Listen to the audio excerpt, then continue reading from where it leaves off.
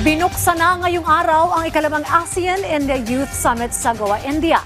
Binigyang diin naman ni Indian Foundation President Ram Madhav ang kahalagahan ng relasyon sa pagitan ng ASEAN at India. Yan ang ulat ni Gav Villegas. Formal lang binuksan ngayong araw ang 5th ASEAN-India Youth Summit sa Goa, India. Present ang ilang opisyal ng Indian government.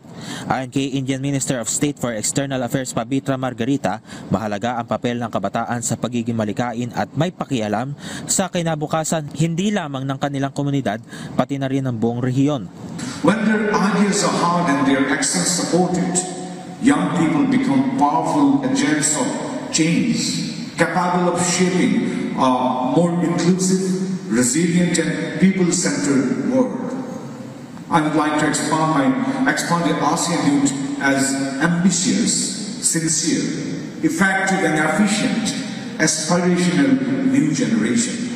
Para naman kay India Foundation President Ram Madhav, mahalaga ang relasyon sa pagitan ng ASEAN at India. This relationship is not just about politics, geopolitics and trade and business. This has much more than that.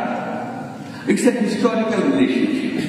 Our relationship goes much beyond politics, much beyond geography, much beyond trade. It is a people-to-people, civilizational, cultural and historical relationship. In that sense, we are all, of course, coming from different regions, different countries, but we are all civilizational cousins, cultural cousins. Nagsagawa naman ng country presentation ang mga kinatawan mula sa Brunei Darussalam, Cambodia, Singapore, Lao PDR, Malaysia at Myanmar ng mga magagandang katangian at papel ng kabataan sa kanilang bansa. Nasa 100 delegado mula sa ASEAN at India ang nagsama-sama sa aktibidad na may temang Connecting the Youth, Shaping Our Future.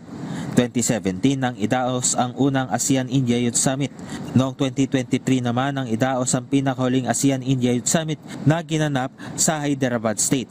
Gab Villegas para sa Pambansang TV sa Bagong Pilipinas.